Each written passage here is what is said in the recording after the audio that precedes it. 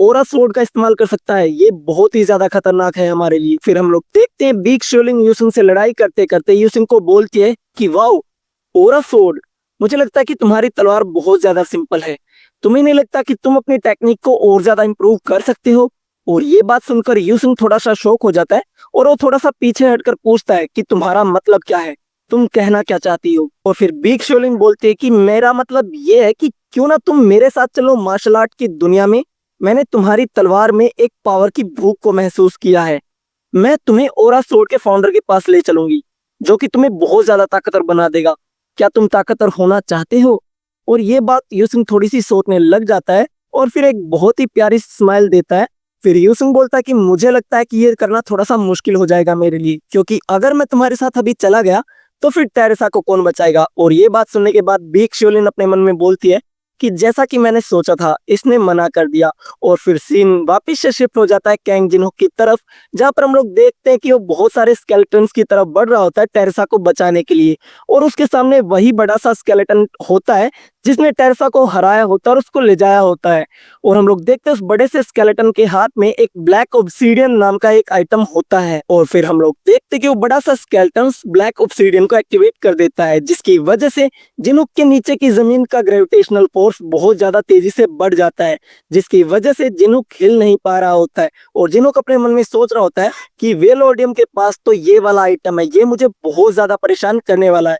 लेकिन तभी जिनुक कुछ नोटिस करता है और वो नोटिस करता है कि आसमान से कोई नीचे की तरफ आ रहा है। और हम लोग देखते हैं कि ये कोई और नहीं बल्कि योनोवा ही होती है, जो कि अपनी नी को ऊपर किए उस बड़े से स्केलेटन के ऊपर अटैक करने के लिए नीचे की तरफ आ रही होती है। और वो उस स्केलेटन के ऊपर अटैक कर भी देती है, जिसकी वजह से वो ब्लैक ऑब्सीडियन जो वो डीएक्टिवेट हो जाता है और जिनुक के आसपास की जमीन का ग्रेविटेशनल फोर्स खत्म हो जाता है, जिसकी वजह से अब जिनुक फ्रीली मूव कर सकता है वहां से कहीं भी। फिर जिनुक योनोवा को थैंक्स बोलता है और हम लोग देखते हैं कि उसके इस लास्ट अटैक की वजह से वो बड़ा सा स्केलेटन बहुत ज्यादा गुस्सा हो जाता है योनोवा के ऊपर, और योनोवा के ऊपर एक के बाद एक अटैक करने लग जाता है, जिससे योनोवा बहुत ही आसानी से डोज कर रही होती है। लेकिन तभी वो बड़ा सा स्केलेटन उस डार्क ऑब्सीडियन को फिर से एक्टिवेट कर देता है और इस बार उस ऑब्सीडियन की मदद से वो एक फायर अटैक करता है, जिसकी वजह से एक फायर से बना हुआ लायन योनोवा की तरफ बढ़ने लग जाता है। और योनोवा बोलती कि नहीं, ये बहुत ज्यादा हो रहा है, मैं ये डोज नहीं कर सकती। लेकिन वो हिट तब वो योनोहा का लगने वाला ही होता है। लेकिन तभी हम लोग देखते हैं कि बीच में ताइमिन आ जाता है और अपनी मशीन किंग स्किल का इस्तेमाल करके योनोहा को बचा लेता है। और वो योनोहा को बोलता है कि तुमने ऐसी शील्ड पहले कभी नहीं देखी होगी। और योनोहा भी उसको बोलती कि बहुत अच्छा काम किया तुमने। और फिर योनोहा जिनुक को बोलती कि जिनुक, हम यहाँ इसको संभाल के रखेंगे, तुम टेरेसा को बचाने के लिए आगे की तरफ जाओ। और तभी हम लोग देखते हैं कि टेरेसा को बचाने के लिए जिनुक आगे की तरफ बढ़ने लग जाता है और वो देखता है कि उसके सामने बहुत सारे स्केलेटन्स खड़े होते हैं। और वो अपने मन में सोचने लग जाता है कि ये स्केलेटन सिर्फ मेरा टाइम खराब करने के लिए ही है। और वो फिर एकदम से नीचे की तरफ मुंह करता है और वो बोलता है कि मैं कुछ भी करने के लिए तैयार हूँ, बस तुम लोग बाहर आ जाओ। और इतना सुनते ही हम लोग देखते कि जमीन के नीचे से हमारे वो दोनों कैसी और जुडेलियो पहाड़ की तरफ आ जाते हैं। वो दोनों पहाड़ आने के साथ ही बोलते कि अगर हम तुम्हारी मदद करेंगे तो तुम हमारे साथ रहोगे, ये प्रॉमिस तुमने किया, इसको भूल मत जाना। और फिर हम लोग देखते कि कैसी और जुडेलियो अपनी दोनों स्किल इस्तेमाल करके उन सभी स्केलेटन्स को तबाह करने लग जाते हैं एक एक करके। और वो जिनुक को बोलते कि जिनुक तुम जाओ यहाँ से, हम इन सभी स्केलेटन को संभाल लेंगे। और तभी सीन दूसरी तरफ शिफ्ट हो जाता है वेलोडियम की तरफ, जहां पर वो टेरेसा को बोल रहा होता है कि मैं तुम जैसे लोगों को जानता हूं कि तुम दूसरों की तकलीफों को नहीं देख सकते, मतलब तुम दूसरे लोगों को तकलीफ में नहीं देख सकते, और खासकर कि वो लोग जो कि तुम्हारे लिए खास होते हैं। और ये बोलकर वो मारिया को उल्टा लटकाए हुए होता है और अपनी ब्लैक लाइटनिंग स्किल का इस्तेमाल करके मारिया को उसकी आंखों के सामने ही टॉर्चर करने लग जाता है। जो ये सब कुछ देखकर टेरेसा बहुत ज्यादा शॉक हो जाती है और बहुत ज्यादा रोने लग जाती है और वो बोलती कि नहीं, प्लीज रुक जाओ, ऐसा मत करो, रुक जाओ तुम। फिर वेलोडियम बोलता है कि इस सब की जिम्मेदार तुम हो, क्योंकि तुम कमजोर हो और ये बात तुम्हें भी पता है। क्यों पता है ना, ये सब का कारण तुम हो। अगर तुम कमजोर नहीं होती तो ये कभी होता ही नहीं। तुम्हारे दोस्त तुम्हारी आंखों के सामने मर रहे हैं क्योंकि तुम कमजोर हो। और इतना सब कुछ हो जाने के बाद भी तुम सिर्फ यहाँ पर बैठी हो और सब कुछ देख रही हो और रो रही हो। और असल बात तो ये है कि यहाँ पर कोई ऐसा है नहीं जिसको तुम प्रॉपरली प्रोटेक्ट कर पाओ। और बस इतना सुनते ही हम लोग देखते हैं कि टेरसा काले आंसुओं से रोने लग जाती है। उसकी आंखों से काले आंसू नीचे की तरफ गिरने लग जाते हैं और हम लोगों को दिखाया जाता है कि टेरसा के अंदर एक करप्शन का साइन दिखाई देने लग जाता है। और हम लोग देखते हैं कि वेलोडियम तभी मारिया को फेंक देता है और बोलता है कि वो खुल गया, तुम्हारे दिल का दरवाजा खुल गया। और वो एक उंगली टेरसा की तरफ बढ़ाने लग जाता है और ये सब कुछ होता हुआ जिनुक भी देख रहा होता है भागते हुए। और वो अपने मन में सोच रहा होता है कि मुझे लगता है कि मैं नहीं पहुंच पाऊंगा, मुझे देर हो गई। और फिर जिनुक बोलता है कि मुझे लगता है बहुत ज्यादा देर हो गई और वेलोडियम अपनी उंगली टच कर देता है टेरसा के ऊपर, जिसके बाद टेरसा बहुत ज्यादा जोर से चिल्लाने लग जाती है और हमारे सामने नोटिफिकेशन आती है कि जो हमारी सेटन है वो करप्शन में जा चुकी है। तभी हम लोग देखते हैं कि एक ब्लैक बीम आसमान से जमीन की तरफ गिरती है और उस बीम को गिरता हुआ देखकर सभी लोग बोलते कि ये क्या था, वहां पर आखिर हो क्या रहा है। और वेलोडियम भी ये सब कुछ देखकर हैरान हो जाता है और हम लोगों को दिखाया जाता है कि जिनहुक के सामने एक ब्लैक टेरसा उसके सामने खड़ी होती है और वो बोलती है, वाओ, बाहर आकर तो बहुत ज्यादा अच्छा लग रहा है। और उसको बाहर देखकर वेलोडियम भी बोलता है कि वाओ, मैंने जितना सोचा था ये तो उससे भी ज्यादा अच्छी है। और फिर हम लोग देखते कि वेलोडियम ब्लैक टेरसा के पीछे आकर बोलता है कि मेरा पहला हुक्म ये है कि तुम्हें वहां पर जो सोर्डमैन दिखाई दे रहा है उसको जाकर खत्म कर दो। लेकिन टेरसा टेरसा का कुछ और ही इरादा होता है और वो बोलती है कि मैं सबसे पहले उस डेथ नाइट से निपटूंगी जिसने मुझे हराया था मेरी अच्छी फॉर्म में। और अब सीन शिफ्ट हो जाता है बाहर की तरफ, जहां पर एमएसड्रैम गिल्ड के लोग बाहर के मॉन्स्टर्स को अंदर आने से रोक रहे होते हैं, लेकिन वो सभी मॉन्स्टर उनको इग्नोर करके अंदर की तरफ जाने लग जाते हैं और वो बोलते हैं कि ये क्या हो रहा है, ये लोग कहाँ पर जा रहे हैं। तभी उनमें से एक को याद आता है कि जिनुक ने उनको बोला होता है कि तुम जितने अनडेड को रोक सकते हो अंदर आने से उनको रोक लो। और ये बात याद आते ही वो अपने सभी दोस्तों को बोलता है कि तुम उन सभी मॉन्स्टर को अंदर जाने से रोको, जितने को रोक सकते हो उतने लोगों को तुम रोको। लेकिन तभी हम लोग देखते कि वहां पर एक बहुत ही जायंट स्केलेटन आ जाता है, जिसको देखकर टाइमिन और योनोवा भी बोलते हैं कि ये क्या चीज है, इतना बड़ा मॉन्स्टर भी होता है क्या। हम लोग देखते हैं कि जिन्हों अपने मन में सोच रहा होता है कि यार तुम सभी अनडेड को रोक लेना। और वो बोलता है अपने मन में कि मुझे लगता है कि एसोसिएशन के लोग फाइट तो कर रहे होंगे, लेकिन मुझे नहीं लगता कि यूरोप से आने वाले उन सभी मॉन्स्टर को वो अकेले रोक पाएंगे। और जिनोक बोलता है योनो और टाइमिन को कि अगर वे सभी के सभी मुर्दे वेलोडियम तक पहुंच गए तो एक क्रीचर और भी बड़ा हो जाएगा और हमें और भी नुकसान पहुंचा सकता है।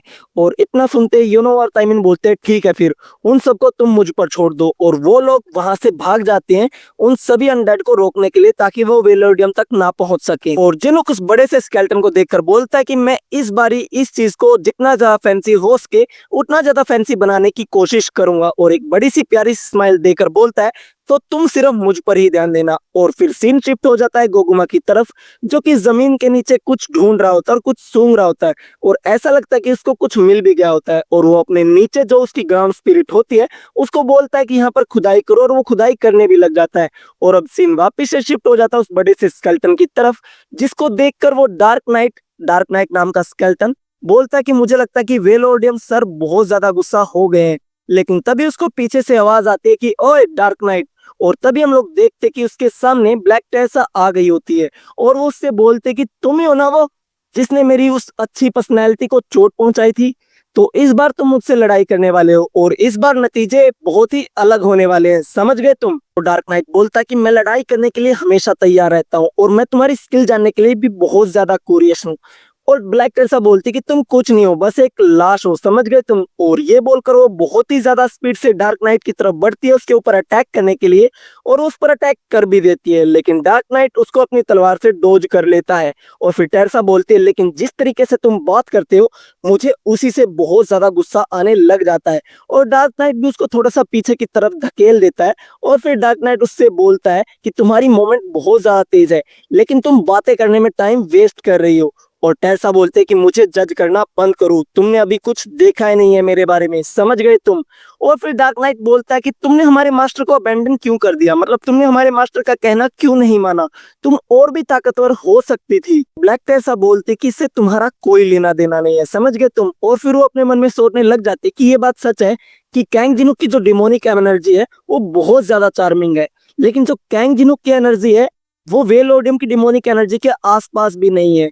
तो फिर मैं क्यों क्यों मैं ये सब कुछ कर रही हूँ। और फिर वो अपने अंदर का सीन दिखाती है जहां पर अच्छी टेरेसा रो रही होती है और वो बोलती है अच्छी टेरेसा को कि क्या तुम सारा दिन ऐसे ही बैठी रहोगी यहाँ पर रोती रहोगी, या फिर तुम इस चीज का वेट कर रही हो कि मैं जिन्हों को तुमसे छीन लूं जाकर। और फिर वो जिन्हों का नाम सुनते ही एकदम से रोना बंद कर देती है और मुस्कुराने लग जाते हैं कि क्या क्या तुमने जिन्हों कहा।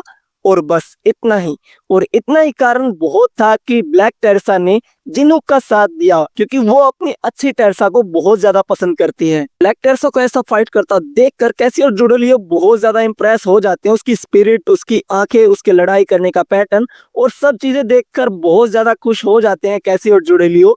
और फिर जिनूक उनको बोलता कि ओए तुम दोनों, मैंने तुमसे जो करने को बोला वो करो, यहाँ पर हमारे पास देखने के लिए टाइम नहीं है, समझ गए तुम। और वो दोनों भी बोलते कि ठीक है। और तभी जिन्हों अपने मन में वही बात सोचने लग जाता है जो थोड़ी देर पहले टेरेसा ने उसको कही होती है और हमको दिखाया नहीं जाता। और ब्लैक टेरेसा उससे बोल रही होती है कि ओए तुम अपनी इस डिमोनिक एनर्जी को संभाल कर रखना जब तक मैं तुमसे बोर नहीं हो जाती। और हाँ, टेरेसा तुमसे किसी चीज के लिए उदास है। और जिनको अपने मन में सोचता है कि इसका मतलब वो लोग बाद में फिर से जगह बदलने वाले हैं और अब मेरे पास एक और रीजन अपने डिमोनिक एनर्जी को ट्रेन करने के लिए। और फिर हम लोग देखते कि वेलोडियम बहुत ज्यादा गुस्सा हो जाता है और उस बड़े स्केलेटन की मदद से जिन्हुक के ऊपर एक बहुत ही तेज पंच कर देता है, जिससे जिन्हुक तो बच जाता है लेकिन वहां के आसपास के सभी स्केलेटन बहुत ही ऊपर हवा में उठने लग जाते हैं। और जिन्हुक भी उसको डॉज करते हुए अपनी स्किल डे लाइट को एक्टिवेट करके उस बड़े से स्केलेटन के ऊपर एक अटैक कर देता है, जो कि स्केलेटन को लग भी जाता है, जिसकी वजह से उस स्केलेटन के अंदर एक छेद हो जाता है। लेकिन वो छेद बहुत ही ज्यादा जल्दी भरने लग जाता है और जिन्हों बोलता है कि मुझे लगता है कि इस अटैक से कोई फायदा नहीं होने वाला, क्योंकि यहाँ पर बहुत सारे अनडेड अभी भी मौजूद हैं। वेलोडियम बोलता है कि मानना पड़ेगा, ये बहुत ही ज्यादा अच्छी मैजिक स्किल थी, तुम एक टैलेंटेड मेज हो, ये बात तो मैं मान लूंगा, लेकिन तुम इतने भी ज्यादा पावरफुल नहीं हो कि तुम मेरे सामने जीत पाओ। क्या तुम ताकतवर बनने के लिए अपने सभी प्यारों को सैक्रिफाइस कर सकते हो? तुम्हें पता है इतना ज्यादा पावरफुल बनने के लिए मैंने अपनी पूरी फैमिली, सभी फ्रेंड्स, यहाँ तक कि मैंने अपने किंगडम को भी सैक्रिफाइस कर दिया और आखिर में मैंने अपनी बॉडी और सोल को भी सैक्रिफाइस कर दिया, तब जाके मैं इतना ज्यादा पावरफुल बना हूँ। और ये बात बोलकर वेलोडियम अपनी स्किल मल्टी मैजिक सर्कल को एक्टिवेट कर देता है, जिसकी वजह से आसमान में बहुत सारे मैजिक सर्कल अपीयर हो जाते हैं, वो भी बहुत ही बड़े बड़े। इतने सारे मैजिक सर्कल को एक साथ देखकर कैसी और जुडेलियो भी हैरान हो जाते कि एक टाइम पर इतने सारे मैजिक सर्कल।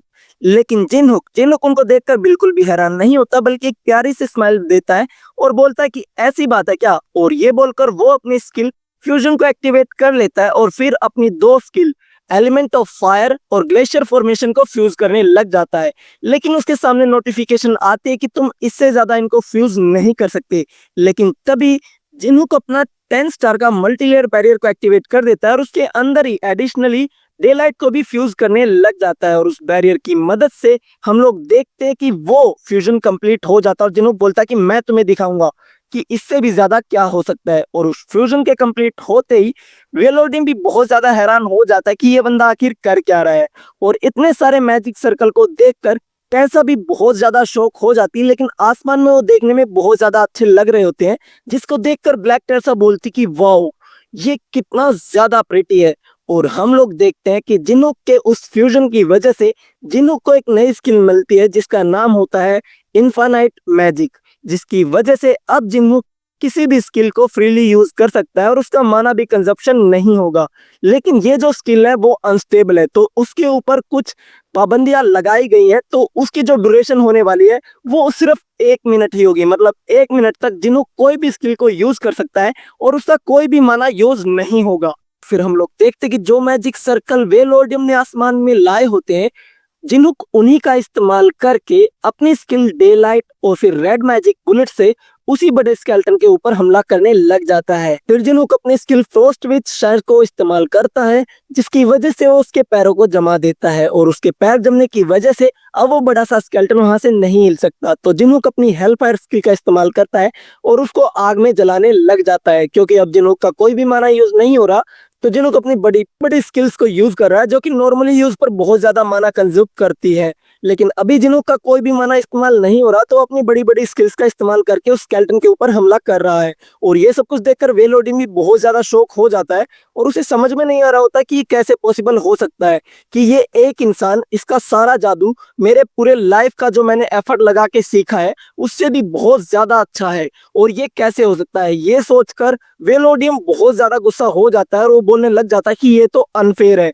और हम लोगों को दिखाया जाता है कि जिनुक ने उसकी कॉपी कंडीशन को पूरा कर लिया था, क्योंकि उसने वेलोडियम का एहसास दिला दिया था कि लाइफ बहुत ही ज्यादा क्रूर है, और इसकी वजह से वो उसकी स्किल अनडेड क्रिएशन को कॉपी कर लेता है। जिनुक उसकी ये सारी बातें सुनकर बोलता है, क्या कहा तुमने, अनफेयर। और ये बोलकर वो बहुत सारे मैजिक सर्कल उस बड़े से स्केलेटन के ऊपर समन कर देता है, और फिर बोलता है वेलोडियम को कि तुमने इतनी लंबी लाइफ जी है, लेकिन तुम्हें अभी तक ये समझ में नहीं आया कि लाइफ हमेशा से ही अनफेयर रही है।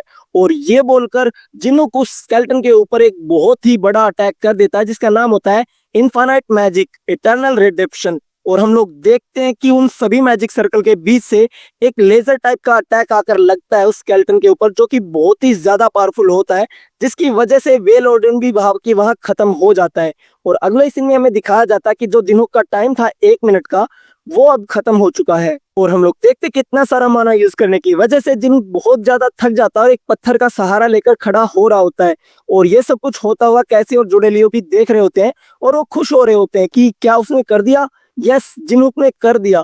लेकिन तभी हम लोग देखते हैं कि जिनुक कुछ नोटिस करता है और वहां पर एक धुआं सा इकट्ठा हो रहा होता है ब्लैक कलर का, और उसमें से आवाज आ रही होती है कि कुछ समय के लिए तो तुमने एक ऐसी स्पेल को मैनिफेस्ट कर दिया था जो कि मेरी सभी स्किल्स से ऊपर थी, लेकिन अब तुम क्या करोगे। और अब देखते ही देखते वो ब्लैक कलर का धुआं जिनुक के सामने खड़ा हो जाता है, और हम लोग देखते हैं कि वेलोडियम अभी भी नहीं मरा, और वो बोलता है कि मैं इतनी आसानी से नहीं मरने वाला। फिर जिनुक बोलता है कि हाँ, मेरे अटैक्स ने तुम्हें कुछ डैमेज तो दिया होगा, लेकिन मैं ये बात भी जानता हूँ कि मैं तुम्हें तब तक नहीं मार सकता जब तक मैं तुम्हारे लाइफ फोर्स वेसल पर डायरेक्टली अटैक नहीं कर देता।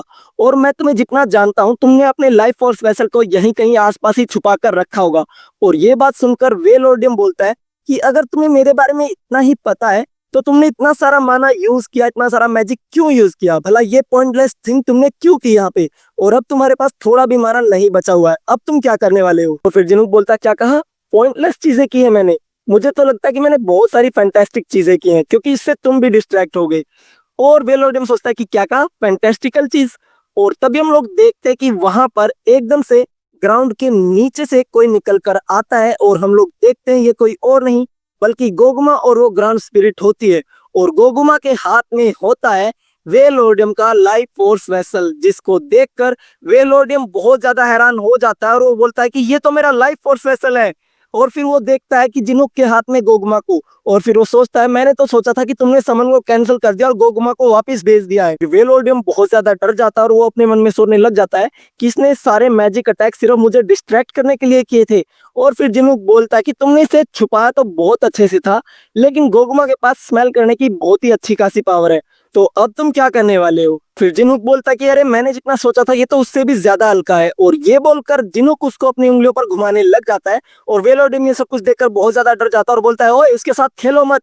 और ये बात सुनकर जिनुक को थोड़ा गुस्सा आ जाता है, और फिर वो उसके लाइफ फोर्स वेसल के साथ और भी ज्यादा खेलने लग जाता है वॉलीबॉल टाइप, और बोलता है क्या तुम मुझे ऑर्डर दे रहे हो। और वेलोडियम बोलता है अरे बस करो यार, मैं तुम्हारा गुलाम बन जाऊंगा, मैं कुछ भी करूंगा, लेकिन उसके साथ मत खेलो प्लीज। और फिर जिनुक बोलता है वेलोडियम को कि तुमने मेरे लिए बहुत सारी प्रॉब्लम क्रिएट की हैं, तुमने अनगिनत लोगों को मारा है, और तुमने एक ऐसे इंसान को टॉर्चर किया जिसकी मैं परवाह करता था। और जिनुक यहाँ पर टेरेसा के बारे में बात कर रहा होता है, और फिर हम लोग देखते हैं फिर जिनुक बोलता है कि तुम अब मुझसे दया की भीख मांग रहे हो, और उन लोगों पे तुमने दया दिखाई थी जब वो लोग तुमसे दया की भीख मांग रहे थे जितने लोगों को तुमने मारा है। और अब तुम्हारी ये लाइफ फोर्स वेसल को गोगमा एक कैंडी की तरह आराम आराम से खाएगा, और तुम अपनी मौत को धीरे धीरे महसूस करोगी। और ये बोलकर वो उस लाइफ फोर्स वेसल को गोगमा के मुंह में डाल देता है।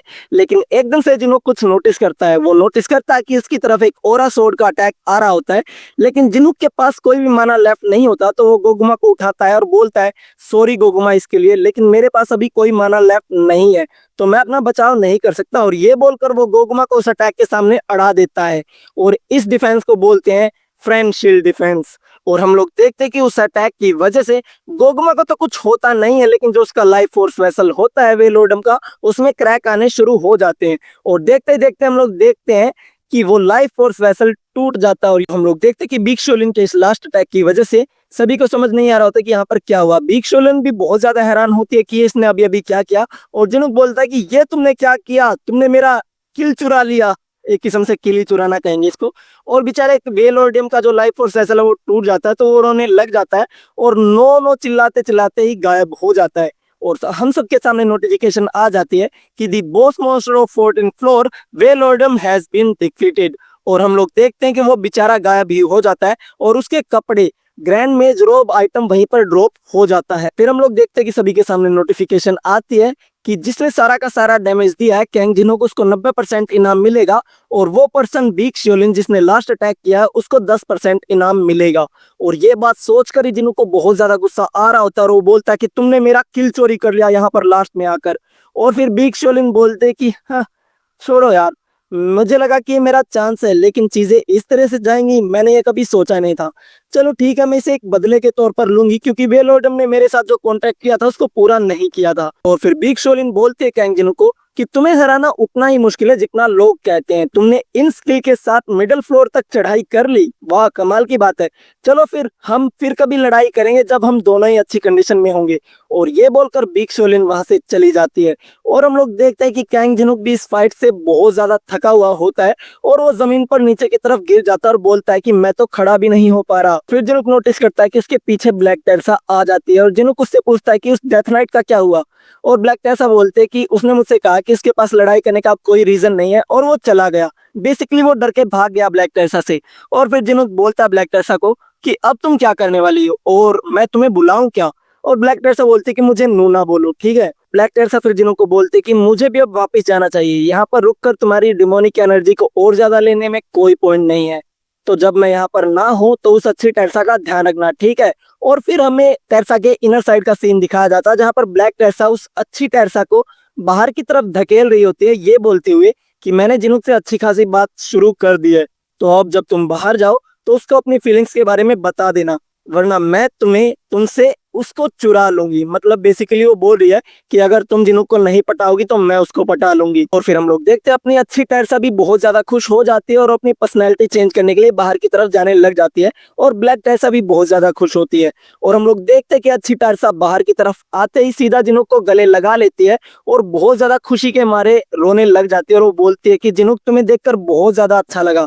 और जिनुक भी उसको देखकर बहुत ज्यादा खुश हो रहा होता है। लेकिन हम लोग देखते हैं कि जो खुश नहीं हो रहा होता है वो दो बंदे होते हैं, कैसी और जुड़ेलियो, क्योंकि वो ब्लैक टेरेसा को ढूंढ रहे होते हैं और वो बोल रहे थे कि वो कहाँ पे चलेगी। और फिर हम लोग को दिखाया जाता है कि वहां पर यूसुंग भी आ जाता है और यूसुंग भी टेरेसा को देखकर बहुत ज्यादा खुश हो जाता है और पलटकर वापस की तरफ जाने लग जाता है।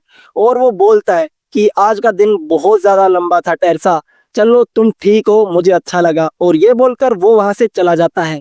सीन वापस से बाहर की तरफ शिफ्ट हो जाता है जहां पर हम लोग देखते हैं कि बहुत सारे मॉन्स्टर्स अभी भी जिंदा है, क्योंकि आउटब्रेक के दौरान वेलोडियम के मरने के बाद बहुत सारे मॉन्स्टर अभी भी यूरोप सिटी में घूम रहे होते हैं। और वहां पर योनो और ताइमिन अभी भी उनके साथ लड़ाई कर रहे होते हैं और ताइमिन थोड़ा सा सीरियस होता है, जिसको देखकर योनो बोलती कि तुम पहले तो ऐसे कभी सीरियस नहीं होते थे फाइट को लेकर, लेकिन आज तुम कुछ ज्यादा ही सीरियस हो। और ये बात सुनकर ताइमिन भी बोलता है कि हाँ आज मैं कुछ ज्यादा ही सीरियस हूँ, तो चलो इस काम को खत्म करते हैं। और हम लोग देखते हैं कि योनो टाइमिंग सभी बचे हुए मॉन्स्टर्स को खत्म करने लग जाते हैं और यूरोप के बाकी सभी गिल्ड के लोग भी उनका साथ देते हैं उन सभी मॉन्स्टर्स को खत्म करने के लिए। और इस आउटब्रेक के दौरान बहुत सारे यूरोप के लोगों की जान चली जाती है, जिसकी काउंटिंग पूरी 10,000 होती है, जिसके ऊपर एसोसिएशन के लोग भी अपना दुख जाहिर करते हैं और साथ में वो लोग मीटिंग भी करते हैं पूरी दुनिया के साथ। मतलब वो पूरी दुनिया के साथ एक कॉन्ट्रैक्ट बनाते हैं जिसमें लिखा होता है कि अगर आगे चलकर ऐसा कोई आउटब्रेक हुआ टावर से रिलेटेड तो पूरी दुनिया एक दूसरे का साथ देगी। वो उस टाइम पर कुछ नहीं देखेगी, छोटा बड़ा गरीब अमीर कुछ नहीं देखेगी, बस एक दूसरे का साथ देगी। तो इस बात की सभी लोग वहां पर जितने होते हैं वो शपथ ले लेते हैं। सीन वापिस से शिफ्ट हो जाता है कैंग जिनो की तरफ, जहां पर हम लोग देखते हैं कि एंड्रिया टावर से बाहर आ गई और वो बोलती है तो अच्छा ऐसी दुनिया है तुम्हारी बाहर की, ये दिखने में बहुत ज्यादा कूल है, लेकिन ये कुछ ज्यादा ही सिमिलर है उस जगह के जहां पर मैं रहती हूँ। और ये बात सुनकर जिनुक बोलता है कि अरे ऐसी बात नहीं है, अभी हम बिल्डिंग को दोबारा बना रहे हैं, वरना ये जगह दिखने में और भी ज्यादा कूल थी। और ये बात सुनकर एंड्रिया थोड़ी सी उदास हो जाती है और वो बोलती है ये सब कुछ उस टावर के बॉस की वजह से हुआ है ना। और वो ऐसे दुखी हो जाती है तो जिनुक बोलता है कि अरे तुम ऐसे क्यों एक्ट कर रहे हो जैसे ये सब कुछ तुमने किया है। तुम तो मेरी साइड हो तो तुम अपने सर को ऊपर की तरफ रखो, ठीक है। और ये बात सुनकर एंड्रिया बहुत ज्यादा खुश हो जाती है कि जिनुक ने इसको प्रेज किया है। लेकिन तभी उसके पीछे से आवाज आती है और वो बोलता है कि ये सही कह रहा है।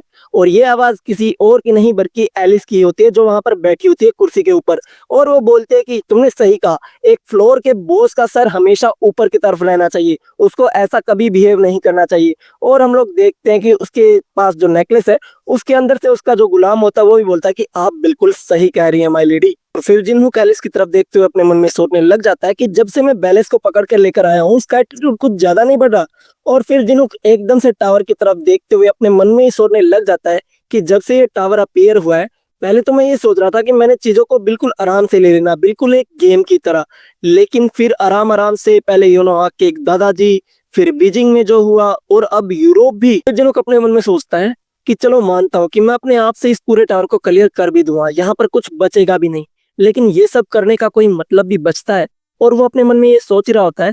लेकिन तभी हम लोग देखते हैं कि उसके पास कोई आ जाता है और ये कोई और नहीं बल्कि हमारा यूसंग ही होता है, जिसको देखकर जिन्हों बोलता है कि ओह स्टोकर, तो तुम आ गए, चलो बैठ जाओ यहाँ पर। और हम लोग देखते वो दोनों बैठ जाते हैं और जिन्हों बोलता है तुम्हें देखकर अच्छा लगा, तो कैसा चल रहा है सब कुछ, तुम बताना चाहोगे कुछ।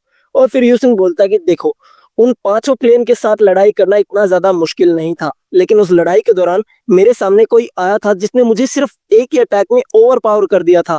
उसका लेवल कुछ और ही था और वो इंसान अपने आप को the dragon of heavenly authority dark emperor बुला रहा था। और ये बात सुनकर जिन्हों बहुत ज्यादा शौक हो जाता है कि क्या अभी से पहले dragon of heavenly authority dark emperor move करने लग गया है। जिन्हों अपने मन में सोचने लग जाता है कि इसीलिए इसीलिए वोलियन के साथ मेरा कॉन्टैक्ट कट हो गया, मुझे लगता है कि मेरा झूठ भी पकड़ा गया कि मैं डार्क एम्परर का स्टूडेंट हूँ। और उसके ऐसे देखकर यूसुन बोलता है कि तुम इतने डिसअपॉइंटेड क्यों लग रहे हो। एनीवे, टेरसा कैसी है। और जिन्हों बोलता है कि टेरसा अब अच्छी है, वो हॉस्पिटल में है और उसके पास कोई है जो उसका ध्यान रख सकता है। और हम लोग देखते हैं कि मारिया टेरसा के पास ही होती है जो कि उसका ख्याल रख रही होती है। फिर यूसुफ बोलता है कि ठीक है, फिर मेरे पास और कुछ भी काम है तो मैं यहाँ से जा रहा हूँ। और जिन्हों बोलता है कि ये आया और चला गया, ये क्या बात हुई यार। और फिर एलिस जिन्हों को बोलती है वो टेरसा आखिरकार वो करप्ट हो ही गई ना, क्या ये ठीक रहेगा उसको ऐसे ही छोड़ना। और जिन्हों बोलता है कि अरे कोई बात नहीं, ये ठीक है, बस अब उसके पास दो पर्सनैलिटी है और कोई बात नहीं है। और एलिस बोलती है क्या मतलब दो पर्सनैलिटी है। और जिन्हों बोलता है कि देखो, जो बैड टेरिसा है मतलब जो करप्टेड टेरिसा है वो उसके माइंड में ही रहेगी उसके साथ ही, जब तक उनके साथ कुछ गलत नहीं हो जाता, मतलब उनकी जब तक बनती रहेगी तो बैड टेरिसा कुछ नहीं करेगी अच्छी टेरिसा को। और एलिस बोलते है ठीक है, फिर अगर तुम्हारा माइंड चेंज हो तो मुझे बता देना उसका कुछ करना तो। लेकिन तभी हम लोग देखते हैं कि जिनहुक का फोन एकदम से बजता है और ये फोन किसी और का नहीं बल्कि अवेकन्ड एसोसिएशन के चेयरमैन का ही होता है, हान साजिन का। और जिनहुक बोलता है कि हेलो, और दूसरी साइड से एसोसिएशन का चेयरमैन बोलता है कि हेलो, मैं एसोसिएशन का चेयरमैन हान साजिन बोल रहा हूँ, सॉरी मैंने तुमको ऐसे सडनली फोन कर दिया, लेकिन क्या तुम इसी टाइम पर एसोसिएशन आ सकते हो, क्योंकि यहाँ पर कुछ लोग हैं जो तुमसे बात करना चाहते हैं। और वो बोल रहे हैं कि ये एक बहुत ही ज्यादा जरूरी बात है और ये बोल रहे हैं कि ये सब कुछ एम्पायर फोर्स से रिलेटेड बात करना चाहते हैं। मैंने तुम्हारे लिए एक प्राइवेट जेट भी भेज दिया, तो तुम उसमें बैठकर जल्दी से जल्दी यहाँ पर पहुंच जाओ, ठीक है। और अब सीन शिफ्ट हो जाता है उस प्राइवेट जेट के अंदर और हम लोग देखते कि एंड्रिया इस प्लेन को देखकर बहुत ज्यादा खुश हो गई होती है और एलिस उसको बता रही होती है कि हाँ ये बहुत ज्यादा इंप्रेसिव है, मैंने जब इसको पहली बार देखा था तो मैं भी बहुत ज्यादा इंप्रेस हो गई थी। और फिर एलिस उसको बताती है कि जब तुम इस प्लेन में पहली बार राइड करोगी तो इसका एक रिचुअल तुम्हें कंप्लीट करना होगा। और एंड्रिया बोलती कैसा रिचुअल। और वो बोलते कि देखो, मैं तुम्हें एक ही बार बताऊंगी, ये बहुत ज्यादा जरूरी है, तो देखो और सीख लो वरना ये प्लेन नीचे गिर जाएगा। तो सबसे पहले तुम्हें अपने जूते उतारने हैं और जूते उतारने के बाद अपनी सीट पर आना और अपनी सीट पर खड़े होकर 5 कदम आगे की तरफ चलने की एक्टिंग करनी है और साथ में ताली बजानी है। और फिर अपनी आंखों को ढक लेना है जब तक ये प्लान स्टार्ट नहीं हो जाता। क्यों, है ना ये कमाल की चीज। और एंड्रिया बोलती कि हाँ मास्टर, ये बिल्कुल कमाल की चीज है। और हम लोग देखते हैं कि इन दोनों की वीडियो बना रहा होता है कैंग जिनोक और अपने मन में सोच रहा होता है कि ये अभी भी इस चीज पर विश्वास करती है, मैं इसको रिकॉर्ड कर लेता हूँ और बाद में इनका मजाक उड़ाऊंगा। और फिर हम लोग देखते हैं वो प्लेन उड़ जाता है हवा में ऊपर की तरफ और वो दोनों भी सो जाते हैं अपने सीट के ऊपर ही। और जिनको अपने सभी पॉइंट्स